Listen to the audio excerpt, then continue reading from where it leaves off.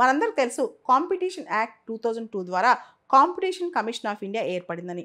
ఆ చట్ట ప్రకారం ప్రిడేటరీ ప్రైజింగ్ అంటే ఏ గూడైనా సర్వీస్ అయినా కాస్ట్ ఆఫ్ ప్రొడక్షన్ కన్నా తక్కువకి అమ్మితే, అంటే మనం అయ్యే ఖర్చు కంటే తక్కువకి అమ్మితే దాన్నే ప్రిడేటరీ ప్రైజింగ్ అంటారనమాట.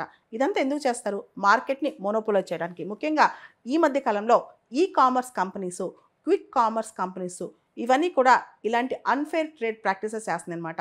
ఎందుకు? వాళ్ళ ఎంటర్‌ప్రైజ్‌ని కంప్లీట్‌గా ఆ బిజినెస్‌ని డామినేట్ చేయడానికి. దీన్ని అబ్యూజివ్ కండక్ట్ అని కూడా అంటారు. బిజినెస్‌లో ఇది రైట్ కాదు. ఇది ఒక అబ్యూజివ్ కండక్ట్ అంటారనమాట. దీనిలో ప్రిడేటరీ ప్రైజింగ్ కానీ, డీప్ డిస్కౌంటింగ్ అని ఇవన్నీ కూడా అన్‌ఫెయిర్ ట్రేడ్ ప్రాక్టీసెస్ కిందకొస్తాయన్నమాట. ఇది వ్యాపారంలో చేయకూడదని చెప్పి. దీనికి సంబంధించి రీసెంట్‌గా కాంపిటీషన్ కమిషన్ ఆఫ్ ఇండియా కొత్త రెగ్యులేషన్స్ తీసుకొచ్చింది. Determination of cost of production regulation 2025 అని చెప్పి కొత్త రెగ్యులేషన్స్‌ని నోటిఫై చేసిందనమాట.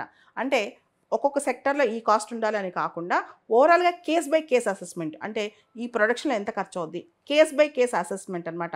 దీనిలో కంప్లీట్‌గా డిజిటల్ మార్కెటింగ్ బాగా పెరిగిపోయింది. డిజిటల్ సేల్స్ బాగా పెరిగిపోయింది. ఈ మధ్య కాలంలో బ్రిక్ అండ్ మోర్టార్ షాప్స్ పోయినాయి. అంటే మనం కొట్టుకెళ్ళి కొనుక్కోవటం, షాప్‌కెళ్ళి కొనుక్కోవడం పోయి అన్నీ ఆర్డర్ చేస్తున్నాం. డిజిటల్ మార్కెటింగ్‌లో ఏమవుద్ది? చాలా చోట్ల చాలా డిజిటల్ మార్కెటింగ్ కంపెనీస్ చాలా తక్కువ ప్రైజెస్‌కి మనకు వస్తువులు అమ్ముతా ఉంటాయన్నమాట. వీటినే మనం డీప్ డిస్కౌంటింగ్ ప్రాక్టీసెస్ అంటాం అనమాట.